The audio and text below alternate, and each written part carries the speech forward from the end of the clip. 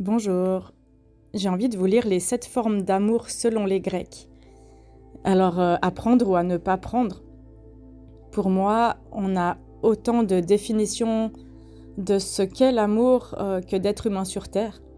Et en fait, il y a tellement de formes d'amour différentes, tellement de manières d'aimer différentes, dans la matière, dans l'éther, dans tout. L'amour, il se définit sous tellement de prismes. Et du coup, j'aime bien cette définition-là, enfin ces définitions, et je vais vous les lire. Ça va peut-être vous aiguiller. Alors, on a Eros, l'amour passionnel, charnel, le désir qui est amoureux, qui est lié à l'attirance physique et au désir érotique, et qui n'est pas forcément rationnel, qui peut être passionnel aussi, fulgurant, et qui peut être destructeur.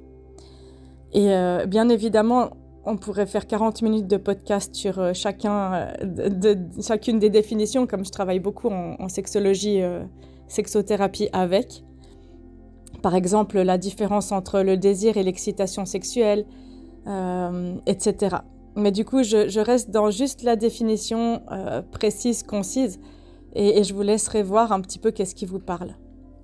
Après, on a philia, l'amitié profonde, l'affection fraternelle, l'amour vertueux qui est basé sur le respect, la loyauté, la confiance et la construction de l'intimité et qui est lié à l'amitié, aux relations familiales.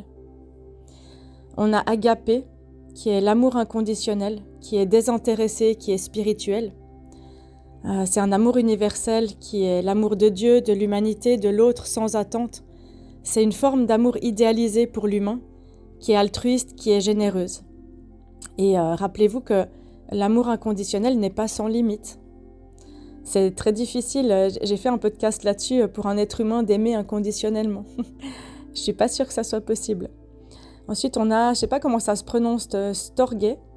C'est l'amour familial, la tendresse qui est naturelle. C'est un attachement qui est instinctif, souvent qui est entre les parents et les enfants. Les frères et les sœurs, c'est une forme d'amour douce, protectrice, fondée sur l'habitude et le lien du sang. Et surtout, fondée sur les habitudes.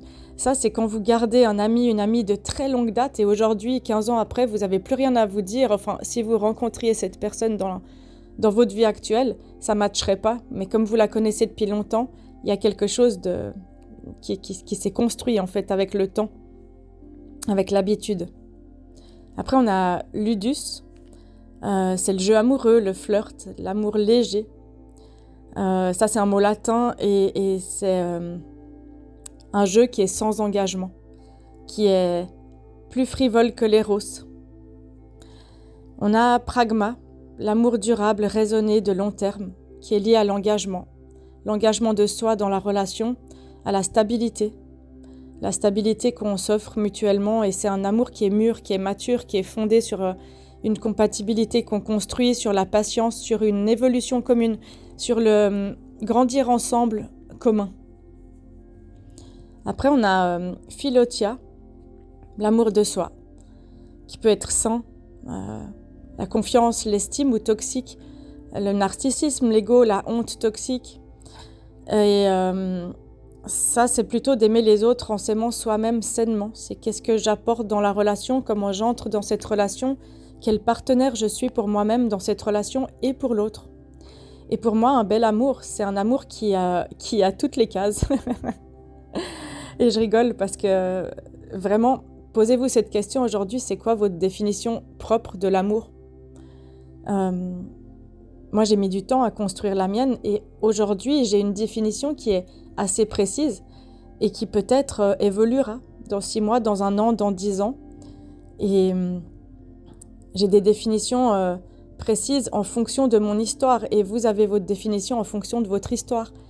Donc moi, j'ai compris ce qui était facile au niveau de mon attachement ou pas, de m'attacher à quelqu'un ou pas, d'être intime avec quelqu'un ou pas, de ressentir de la tendresse ou pas. Et j'ai mis longtemps à clarifier cette question et aujourd'hui, elle est assez claire. J'ai dû aussi clarifier ce à quoi j'aspirais. C'est-à-dire que pour moi, c'est aussi Un mélange de ce que je suis prête à offrir, mais ce que je suis prête à recevoir et ce que je souhaite recevoir en fait pour me sentir nourrie d'amour. Et je vous souhaite un bel instant philosophie avec vous-même, juste de vous dire c'est quoi l'amour pour moi, c'est quoi aimer. C'est quoi aimer un ami, une sœur, une mère, un partenaire, une partenaire, c'est quoi aimer? Qu'est-ce que je recherche dans l'amour et de quoi ça me nourrit dans la matière, dans le spirituel, dans mon cœur, dans ma tête, dans mon corps, c'est quoi l'amour? Et voilà. Est-ce que c'est un amour qui fait grandir? Est-ce que je souhaite être aimée pour qui je suis inconditionnellement? Mais est-ce que c'est possible d'offrir ça en retour? Etc. Alors bel instant philo à vous et merci pour votre écoute et à tout bientôt.